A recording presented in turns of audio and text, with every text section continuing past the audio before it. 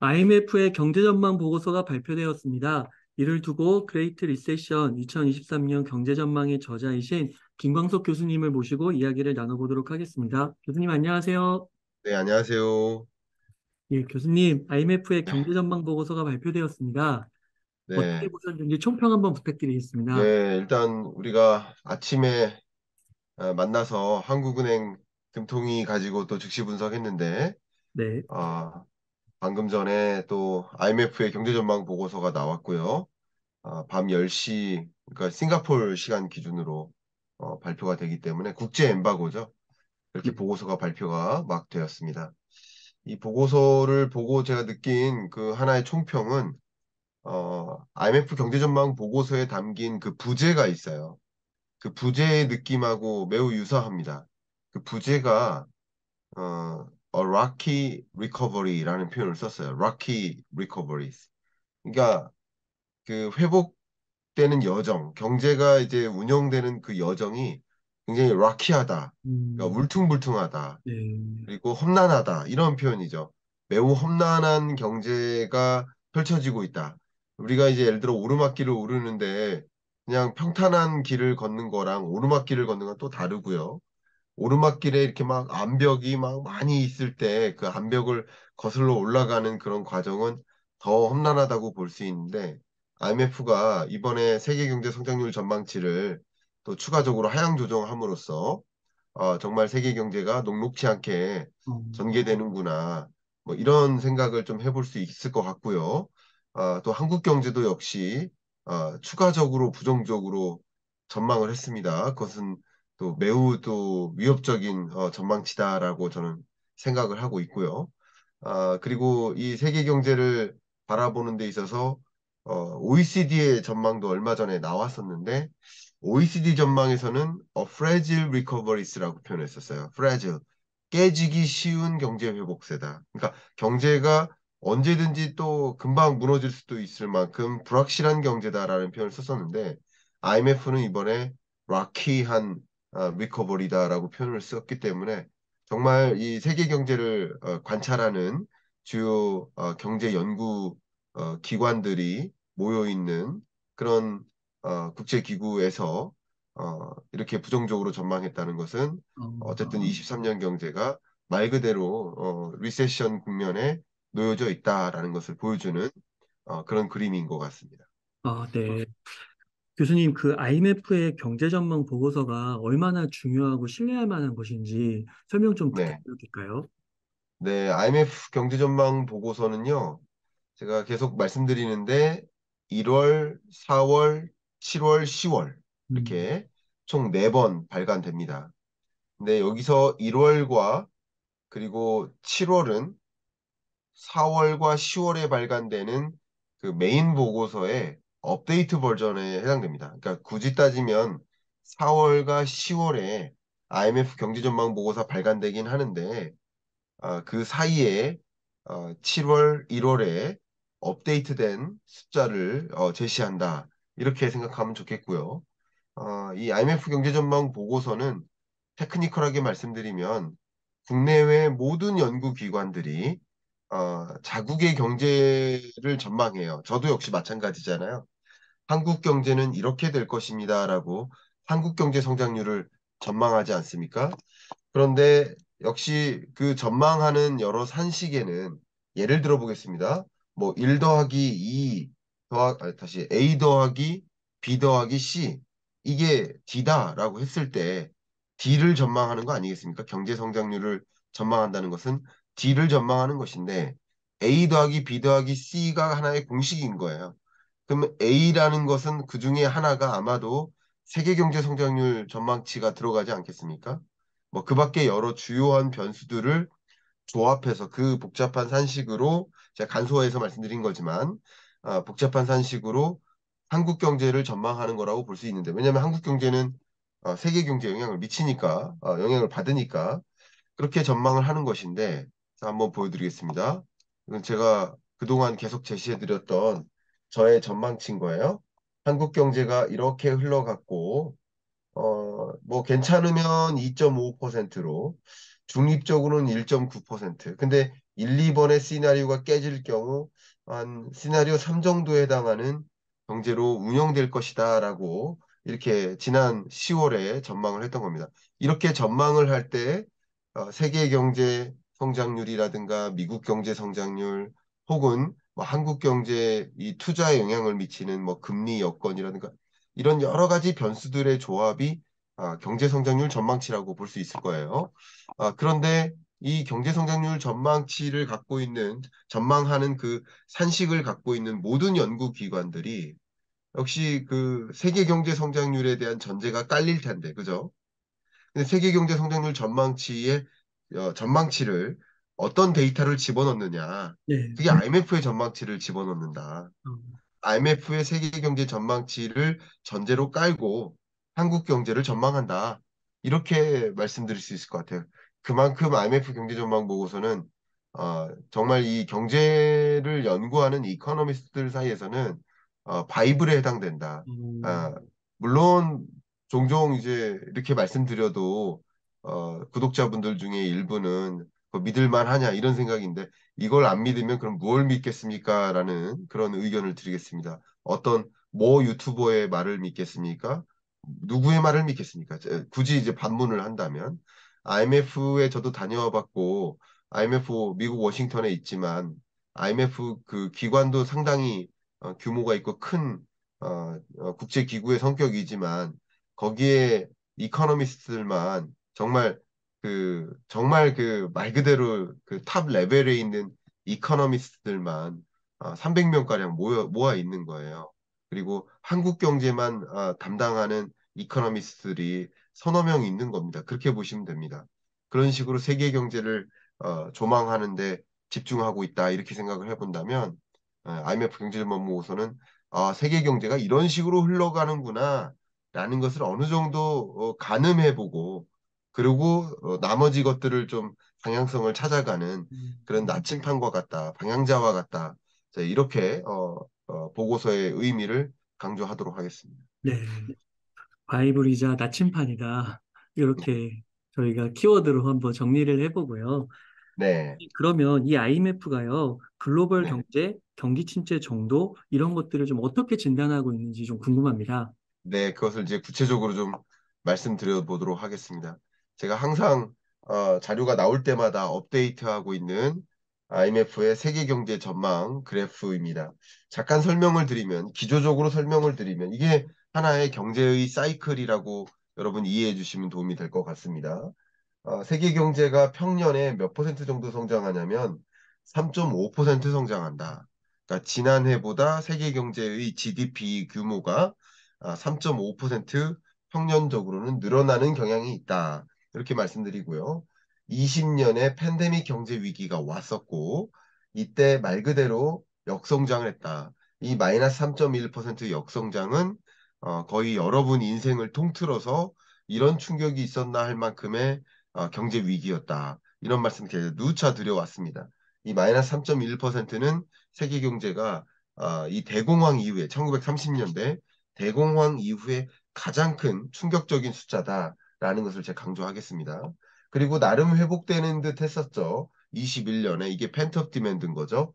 나름 회복되는 듯 했었죠. 그리고 이 회복세를 저와 함께 그 무작정 경제 공부 따라하기 하시는 분들은 정확히 이해하시겠지만 6.1%는 정말 경제가 뚜렷하게 회복됐다라고 보기보다는 비교 연도에 비해서 기저 효과가 발휘돼서 비교 연도 자체가 너무나 폭망했기 때문에 그거보다만 조금 나아져도 이렇게 폭발적으로 회복되는 것 같은 기저 효과에 따른 숫자다. 이것을 이제 가늠하실 거라고 생각이 됩니다. 자, 이제부터 중요한 거죠.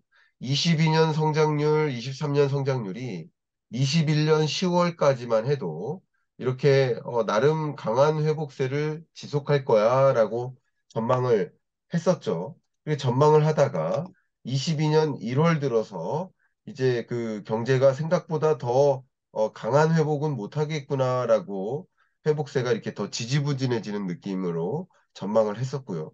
그 이후에 소위 전쟁의 충격, 전쟁 이후에 고물가, 엄청난 초인플레이션이 나타났고 그 초인플레이션에 대응하기 위해서 고금리를 채택하죠. 그 고금리를 채택하다 보니까 세계 경제가 고금리의 역습을 받는 해. 이렇게 제 설명을 드렸고요. 그리고 22년 이후에 하향 조정을 지속적으로 하다가 23년 1월에는 또 3.4, 2.9로 전망을 했었어요.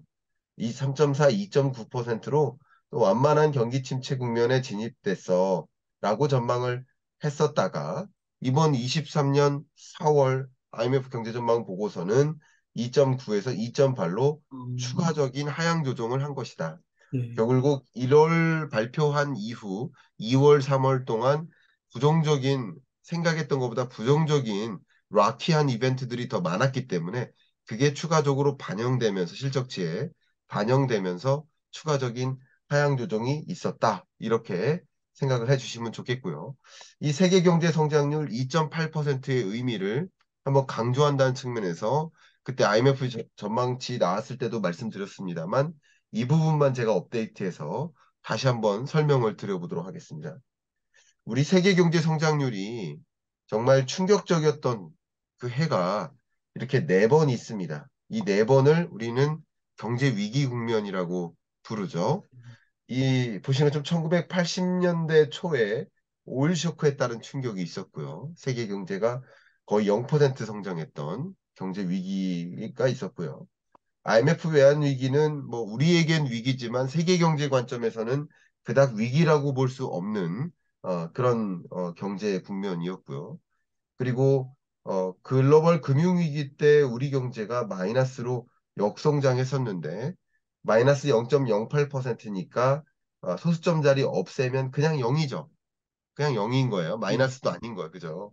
그런 0에 가까운 숫자에 부합하는데 2020년 팬데믹 경제 위기는 정말 엄청난 충격이었다라는 걸 다시 한번 강조하고요. 이 네 번의 경제 위기급을 제외해놓고 보면 거의 보면 23년 성장률이 가장 낮은 수준에 해당된다. 거의 낮은 수준에 해당된다.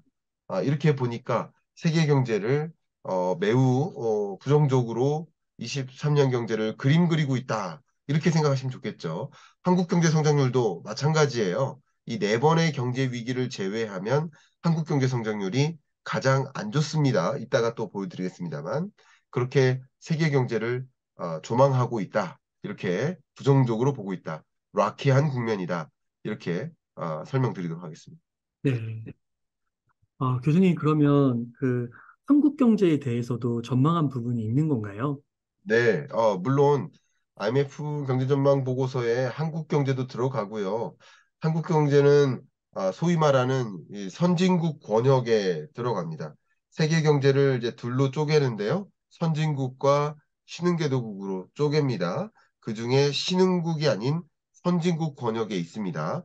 이런 것을 많이들 질문 주시더라고요. 거의 대부분의 기준상 우리나라는 이제 선진국 권역 안에 들어가 있습니다. 다만 이 MSCI 이 주가 지표 상에서는 MSCI 이제 선진국 지수, 신흥국 지수 이게 구분을 하는데 거기서는 저희가 우리가 하죠. 저희가 아니라 한국이 이 신흥국 지수에 편입되어 있기 때문에 그 선진국 지수에 편입시키기 위한 준비를 지금 열심히 하고 있는 거예요. 현 정부가 그 하나의 경로 중에 하나가 또 뭡니까? 공매도를 적정한 수준으로 재개한다든가 외환 시장을 개방한다든가 이런 이슈가 있는 것이지 실물 경제 관점에서는 한국 경제는 정말 누가 봐도 선진국입니다. 그렇게 받아들이시면 좋겠고요. 자, 근데 이 그 선진국 권역에 있는 주요국들에 대한 IMF의 전망치를 좀 보여드리면서 설명드리도록 하겠습니다. 예, 이것을 좀 읽을 때 주로 23년에 주목해 주시면 좋겠고요. 이건 지난 1월 전망치고 이쪽은 이번 4월 전망치입니다. 여기서 조정폭이 나와 있으니까 이것은 마이너스 0.1% 이렇게 보시면 좋겠습니다. 세계 경제에 대해서는 아까 설명을 드렸고요.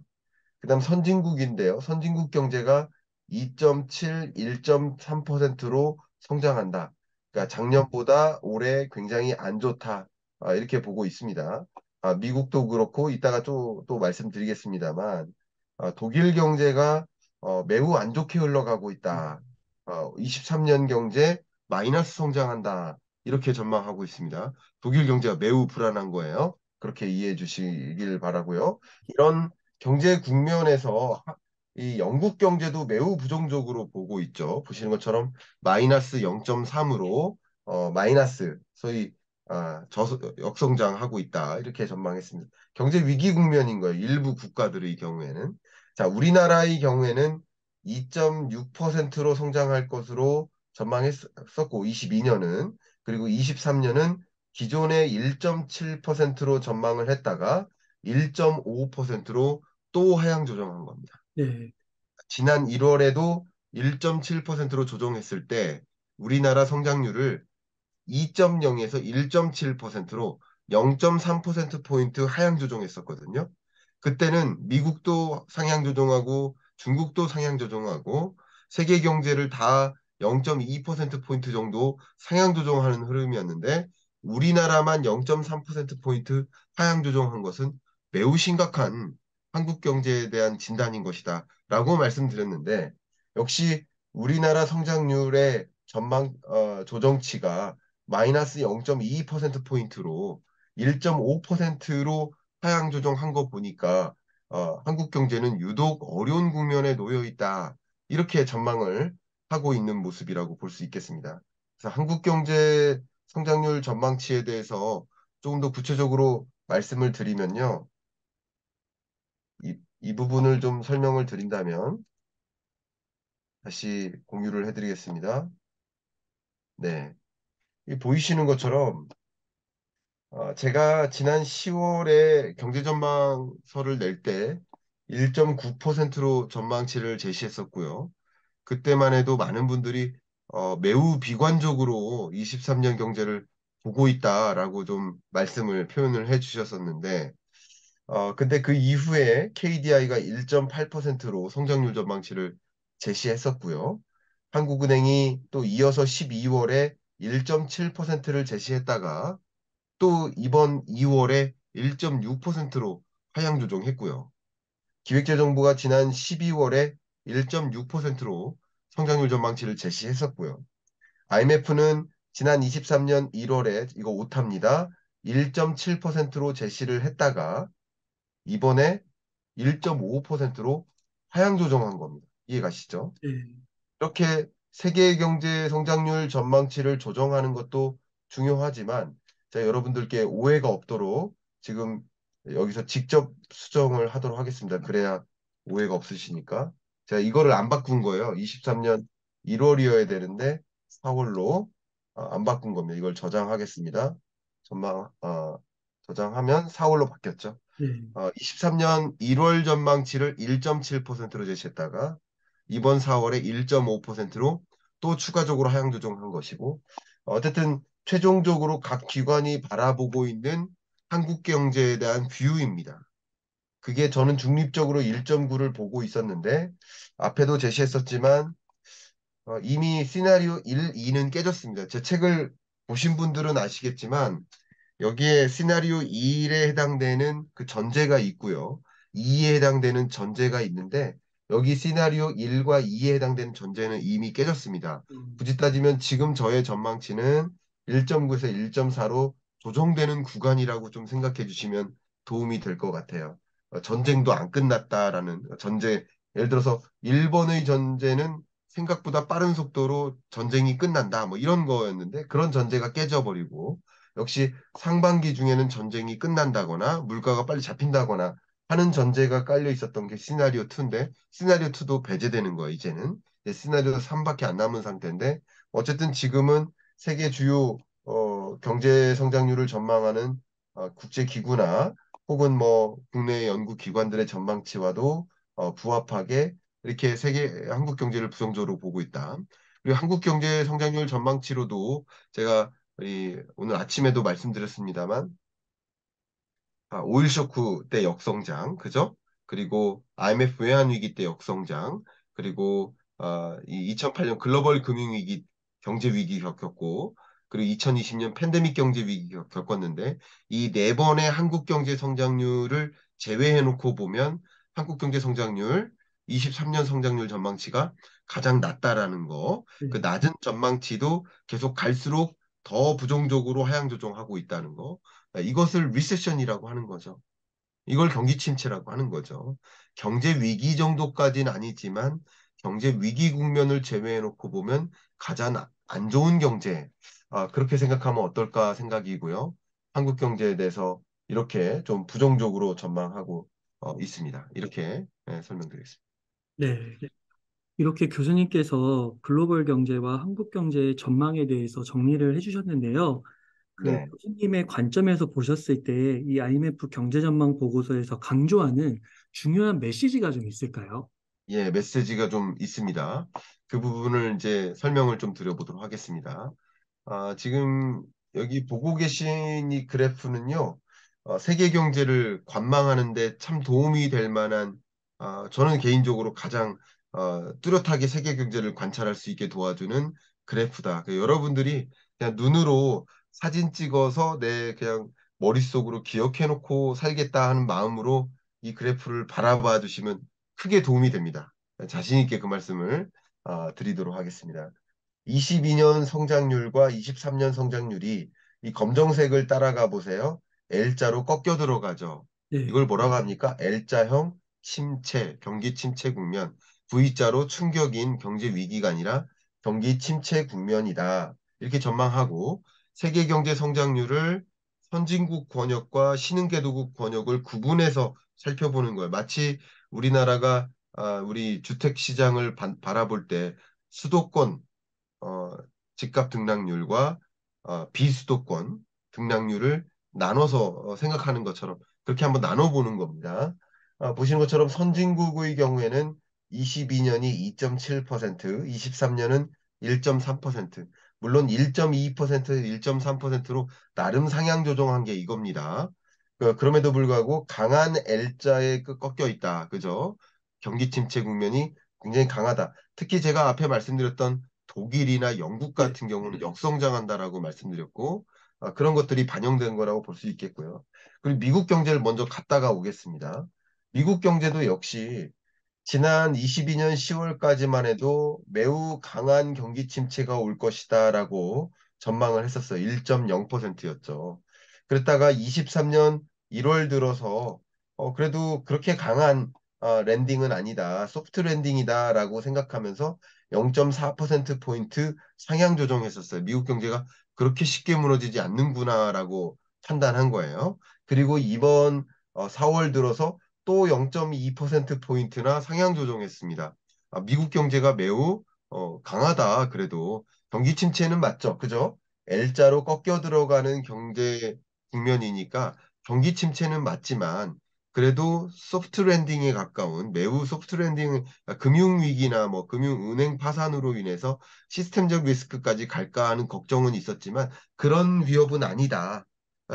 경제는 그래도 나름 괜찮다. 그러면 이런 것들은 향후에 FMC 회의 결과를 예측하는 데도 도움이 되겠죠. 경제가 나름 뒷받침이 되니까 우리나라랑 좀 다른 거예요. 우리나라는 경제가 좀 매우 위협적이기 때문에 마음 놓고 금리 인상할 수가 없었던 것인데 미국의 경우에는 경제는 나름 뒷받침되고 물가는 다소 안 잡히니까 마음 놓고 물가 잡기 위해서 금리 인상해도 되는 여건이라고 진단할 수 있는 겁니다. 자, 이것과 함께 말씀드리면서 신흥개도국 제가 지난번에도 작년에도 신흥개도국에 투자하셨으면 좋겠다라고 말씀을 드렸었어요. 그 신흥국 중에서도 특히 아시아 태평양 신흥국 투자했으면 좋겠다라고 말씀드렸어요. 어, 근거를 몇 가지만 말씀드리면 아시아 태평양 신흥국의 경우에는 구조적으로도 장기적으로도 미중 패권 전쟁의 영향으로부터 긍정적인 기회를 받습니다. 이것을 IMF가 뭐라고 표현했냐면 리쇼링은 나가 있던 공장을 다시 자국으로 불러오는 거라고 할 수 있겠죠. 제가 2017년에 한 보고서에 뉴쇼링이 일어나고 있다. 새로운 패러다임이다라고 표현한 적이 있는데 나가 있던 공장을 자국으로 옮기는 게 아니라 나가 있던 공장을 자국이 아닌 또 다른 나라로 옮긴다. 그걸 뉴쇼링이라고 표현한 적이 있는데 그런 새로운 패러다임을 또 IMF가 이번에 이렇게 표현했어요. 프렌드 쇼링. 네, 프렌드 쇼링은 자국과 동맹 관계에 있는 우호적인 관계에 있는 그런 국가들로 공장을 이전한다. 그러니까 중국이 아닌 그 밖에 다른 나라로 이전한다. 그 이전하는 첫 번째 대상이 바로 아시아 태평양 지역이다. 그런 관점에서 FDI, 해외 직접 투자가 많이 유입되고 긍정적인 기회가 있다. 첫 번째가 그거고요. 코로나19 팬데믹으로부터 이제 회복되는 경로다. 라고 말씀드렸죠. 그리고 그럴 때 리오프닝 수요에 충족하는 관광 산업이 좀 기회가 많이 있는데 바로 이런 국가들이 그 관광 산업이 많이 집중되어 있는 국가들이다. 이런 표현을 많이 했었는데 그런 경우에서 신흥개도국을 좀 추천드리고 신흥개도국 중에서 말씀드렸던 아시아 태평양 신흥국은 매우 강합니다. 그렇게 생각해 주시면 좋겠습니다. 네, 역시 이렇게 보시는 것처럼 신흥개도국의 경우에는 22년, 23년 그 L자로 꺾여 들어가긴 하지만 매우 강한 경기 침체는 아닌 것으로 확인이 되고요. 이 신흥개도국 안에 중국도 들어가니까 그 밖에 다른 나라들도 다 들어가는 거죠. 그 중에서 아시아 태평양 신흥국은 나름 괜찮다라는 말씀을 드려보고 싶습니다. 이렇게 IMF 경제전망 보고서 뭐 이렇게 두꺼운 보고서지만 여기에 담긴 내용들을 마구 제가 요약적으로 전해드린 거고요. 여기서 좀 강조하는 메시지 이제 질문 주셨으니까 강조하는 메시지를 몇 가지 말씀드린다면 일단 IMF는 국제기구답게 세계 경제에다가 세계 정부에다가 경제 정책을 이렇게 하십시오라고 권고를 하는 편이에요. 그 권고가 물가 안정을 위해서 긴축적 재정 정책, 또 긴축적 통화 정책 기조를 유지하라라는 권고의 메시지가 매우 많이 담겨 있습니다. 예, 그것은 좀 우리가 주목할 만한 것이라고 강조할 수 있고요. 특히 이 세계 경제가 매우 험난한 여정이다라고 말씀드렸죠. 락키한 리커버리다. 락키 리커버리. 좀 이 뭐죠? 이 발음하기가 쉽지 않은 영어 표현인데요. 이게 부제입니다. 그래서 세계 경제를 괴롭혔었던 러시아 우크라이나 전쟁이 있죠. 또 제가 탈세계화라고 했죠. 경제 분절화, 경제가 둘로 쪼개지는 거. 그럼 보호무역 조치가 막 단행되잖아요. 그죠? 그런 거. 그리고 인플레이션, 이게 아직 해소되지 않는 이게 세 가지가 불안 요인으로 해소되지 않고 계속 이어지고 있다. 거기에 최근에 이런 것을 또 거론했어요. 실리콘밸리 뱅크 사태라든가 크레딧 스위스 사태. 이런 것들이 또 금융시장의 불안을 여전히 확산시킨다. 이렇게 표현을 했어요. 그렇기 때문에 이 IMF는 이런 여러 가지 불안들이 여전히 남아있기 때문에 잠재적인 위험 요인으로 꼽고 있고요. 그런 것들을 좀 대응하기 위한 준비, 그런 것도 역시 필요하다라고 강조를 하고요. 또 앞에 말씀드렸던 물가 모니터링 해야 되지만 금융시장 불안도 여전히 모니터링 해야 된다. 이렇게 좀 강조를 했었거든요. 특히 제 채널에 제 올라간 그 영상이 있는데요. 그 영상이 그 제목이 미국 상업용 부동산 시장 은행 부실입니다. 네. 그러니까 우리나라도 은행이 부실하다면 부실한 그 특정 그 골마 있는 상처를 찾아가 보면 그게 주택 미분양 주택발 부동산 PF 이쪽 영역의 금융부실이 좀 심각한 상황이라고 말씀드렸죠. 지금 많이 금융부실이 좀 해소되는 과정이지만 미국의 그다음 주목될 만한 그 뭐라고 해야 될까요? 그 위기 국면의 온상 그걸 좀 찾는다면 미국 상업용 부동산 시장이라고 볼 수 있겠습니다. 우리나라의 미분양 주택 건수가 폭발적으로 늘어나는 것처럼 미국의 상업용 부동산 시장에 공실이 늘어납니다. 이게 상당히 경제를 좀 압박하는 그런 국면이라고 볼 수 있고 그 영상을 어제 업로드했으니까 그런 것들 좀 관심 갖고 이렇게 보시면 금융부실을 이제 모니터링하는 수단이 될 거라고 생각이 됩니다. 예, 그런 식으로 여러분들이 경제를 판단하셨으면 좋겠다라고 IMF가 그렇게 권고를 하고 있었습니다. 네. 네, 이게 물가와 그리고 경기와 금융에 있어서 회복을 위해서는 울퉁불퉁한 그런 지형들을 잘 견뎌내고 시간도 필요하고 그러겠네요. 그렇습니다. 음, 정말 정말 울퉁불퉁하다. 울퉁불퉁하다는 표현들이 여러 번 등장했던 것 같아요. 그 파월의 입에서도 범피하다라는 범피한 로드다 이렇게 표현을 한 적이 있고 OECD는 프레질하다 언제든지 깨질 수 있다 이런 표현을 했었고 이번에 IMF는 네, 락키하다 정말 울퉁불퉁한 돌들이 많은 길이다 이런 표현을 쓴 것처럼 정말 23년 경제가 험난한 여정이 될 것이기 때문에 여러분이 먼저 바로 알고 사전에 이런 제가 말씀드렸던 것처럼 이런 것들을 좀 관심 포인트로 가져가시면서 23년 경제를 관찰하시면 어, 그런 돌들을 피해 나갈 수 있지 않을까 그런 생각을 해봅니다. 교수님의 IMF의 경제전망 보고서 즉시 분석을 통해서 시야도 넓어지고요. 좋은 예방주사를 맞은 것 같습니다, 교수님. 아, 감사합니다. 교수님, 그러면 끝으로 좀 강조하고 싶으신 말씀, 하고 싶으신 말씀 있다면 부탁드릴게요. 네. 일단 뭐 굉장히 많은 이벤트들이 남아 있습니다. 이제 이 내일 밤이죠. 미국 물가 발표가 되죠. 그 CPI 물가 발표 가지고 또 물가 확실히 잡혔나 아닌가를 생각할 수 있고 3월 달에 은행 부실이 점증됐었기 때문에 그 3월 달에 물가 지표를 이번에 발표하는 거예요, 내일. 그러니까 역시 저는 뭐 즉시 분석을 통해서 말씀드리겠지만 매우 중요한 내용이 담겨 있고 또 그 다음 날이죠, 목요일 새벽에 FOMC 회의록이 공개되죠. 어, 그러면 이제 FOMC 위원들이 어떤 생각을 갖고 있나, 5월에 과연 금리를 동결할 여지가 있나, 라는 것을 좀 어느 정도 더 집중적으로 가늠할 수 있는 과정이 될 수 있을 것 같습니다. 이런 여러 가지 각종 지표들의 발표라든가 금리 결정에 대한 스탠스를 계속 여러분 스스로 판단하실 수 있도록 준비를 하신다면 도움이 될 것 같고요. 그런 도움이 될 수 있도록 계속 저도 질문을 많이 받는데 경제에 대한 기본적인 이해가 필요할 거라고 생각이 됩니다. 경제 공부 필요하시다면 김광석과 함께 경제 공부 무작정 따라하기 그 영상이 같이 붙어서 나올 겁니다. 그런 거 참조하셔서 어, 경제 공부, 거시경제 공부 제대로 마무리할 수 있는 시간을 좀 다지기를 좀 의견을 올립니다. 네, 교수님, 감사합니다. 이렇게 해서 그레이트 리세션 2023년 경제전망의 저자이신 김광석 교수님을 모시고 이야기를 나눠봤습니다. 긴 시간 동안 유익한 인사이트 많이 나누셔서 감사의 말씀드립니다. 오늘 고생 많으셨습니다. 감사합니다.